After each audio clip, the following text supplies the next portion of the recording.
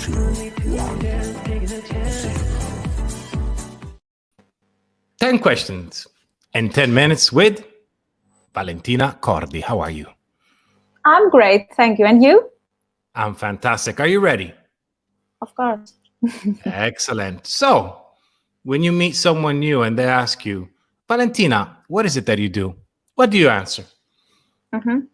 I help executives, business owners, and organizations reach the goals that really matter to them, their success, by focusing on those factors that really matter to their success, which are mindset, behaviors, and habits at work. Wow, that is very clear and specific. Fantastic. And what is your definition of success? It's having chosen consciously the race I want to run in life and being able to go to bed every night feeling good and happy because I ran the race according to my values, and then waking up every morning looking forward to run the next mile. Wow. Very, very nice. And according to you, how important is an idea in a successful business? It's important indeed, because without an idea, you cannot actually start a business. But it's very important to have a specific idea. Most of people have kind of an idea, so it's very important to know exactly what you want to do. And apart from the idea, to have a greater vision and purpose. I mean, okay, you have an idea, but how is this idea help the world? How is going to make people's lives even better with what you have? And of course, apart from the idea, the most important thing is execution. We all have ideas, but if we don't put them in practice, they are nothing. And as a mindset coach, I would say that mindset is also very important. As Tony Robbins says, 80% of success has to do with mindset. Wow. Having the passion, having the tenacity needed, being resourceful, all those things that matter, and being resilient in order to make this idea happen. Fantastic, fantastic. So, what advice would you give to someone that is so passionate, so eager to start their own business idea, but they haven't started yet? So, if they are so eager and passionate, they should take the risk and go for it. Otherwise, excuse me, why bothering having this idea at all if they just keep it in their mind? And also, I guess that when someone has an idea but is hesitant to go for it, this happens because they get stuck with a question which is really demotivating, that has to do with why can't I realize this idea? In my opinion, they should change this question into how can I make this idea happen? Wow. And then you start finding all the right answers and the solutions. And for the ones you don't have an answer, there are always people who can help and you can ask them. Very nice, very nice. And what was the best advice you ever received? It's to believe in myself a bit more, because I am a person that since a very young age, I had to get for myself everything I wanted. So I got used to taking for granted the soft skills I possessed, like resilience, resourcefulness, commitment to my goals. And I used to feel that my achievements weren't something really important. So a managing director for whom I worked, and also my mentor, one day told me, look, you need to believe in yourself a bit more, because you deserve a lot and you can do many things. Wow. Very nice advice. Very nice advice. So, in business, we occasionally make mistakes. What did you learn from your business mistakes?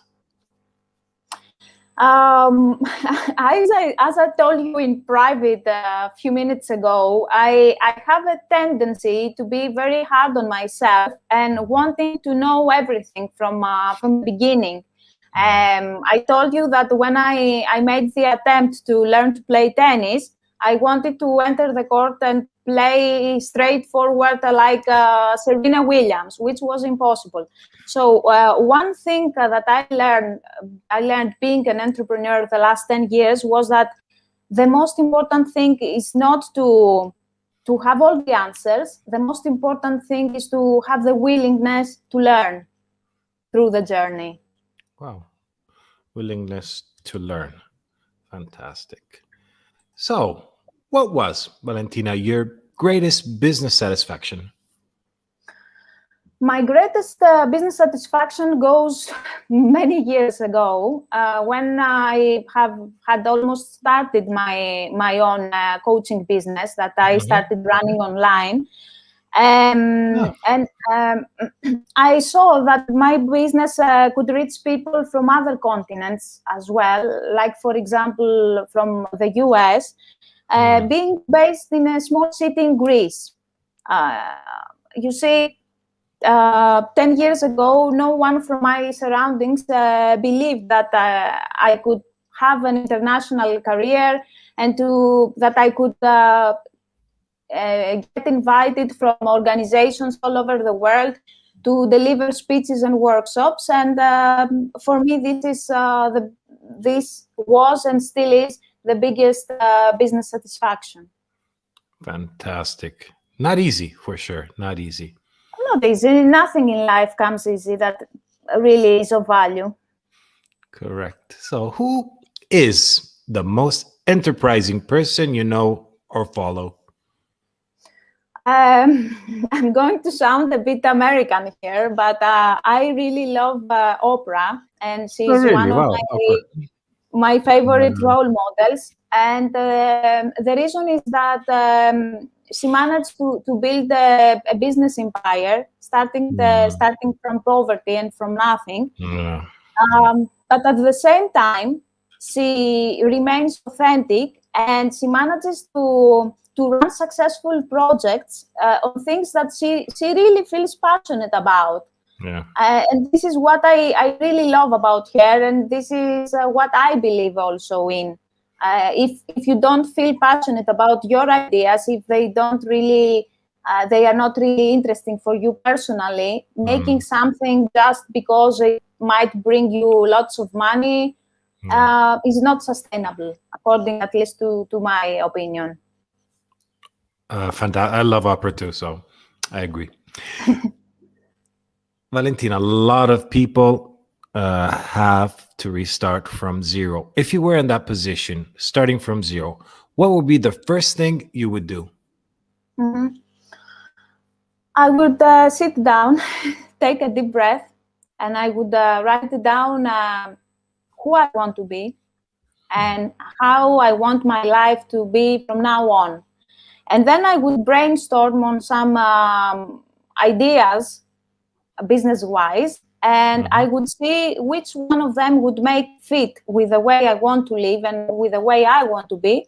But also it would be of value for the world, not just for me, because having a bigger purpose that is beyond our ego, it's so much fulfilling, and it brings you so much satisfaction that I think this is something that if someone experiences, can understand that it's beyond everything.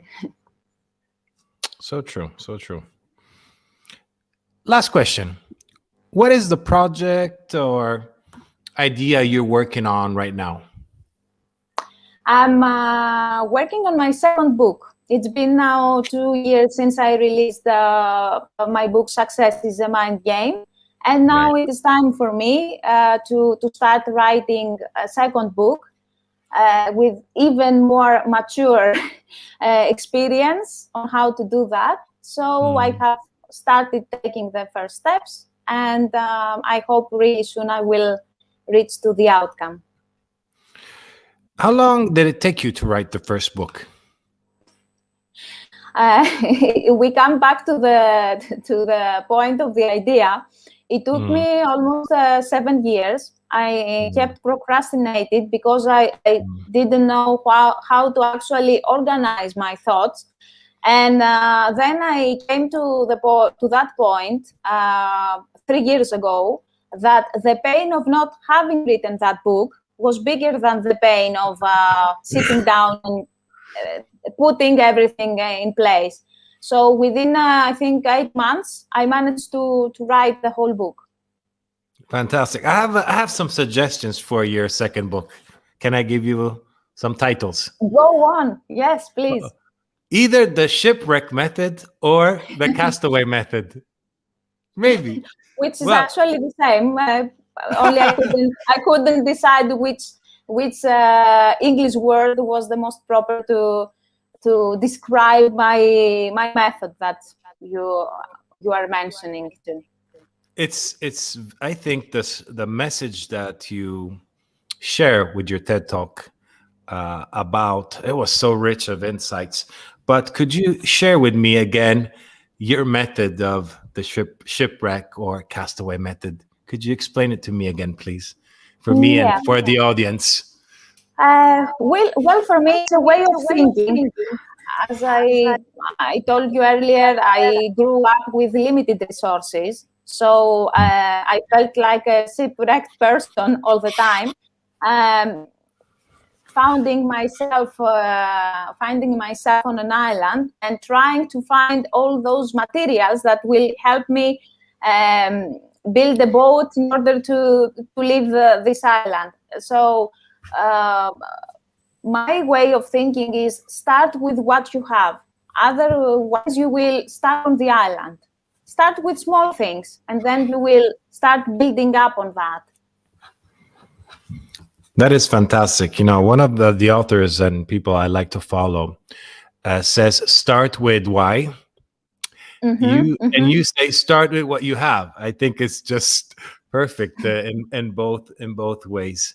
Oh, Valentina, I really, I would like to thank you so much for your time. It was, I found you very inspiring. Also, your questions, I mean, your answer to my question. And I must say that one of the best stories I've ever heard was of a girl with the red bicycle that really inspires me. And I invite everyone to see your TED Talk and to follow you on the social medias, especially LinkedIn, where you're very active. And which is called the vehicle to success. It's not called the girl with the red bicycle, by the way. Yes, it's my translations. You know, we Italians, we always want to find a different way to do things. But yeah, I will link again the video of the TED Talk. And I really thank you so much for participating in my format. And I look forward to see you again, probably also in person one day in Greece. And I wish you all the best on your projects. And I look forward also to read your second book. Thank you very much. Thank you for having me here. And I look forward to meet you in person. Yes. And just before we leave, we have a message from Rafaela that says, start with some small things. I love it. And we love you, Rafaela. I guess she's Italian from the name. Yes. So I thank you both for being here. And I thank everyone who will listen and watch this podcast and video later. Valentina, thank you so much and all the best. You're welcome. Thank you. Efaristo.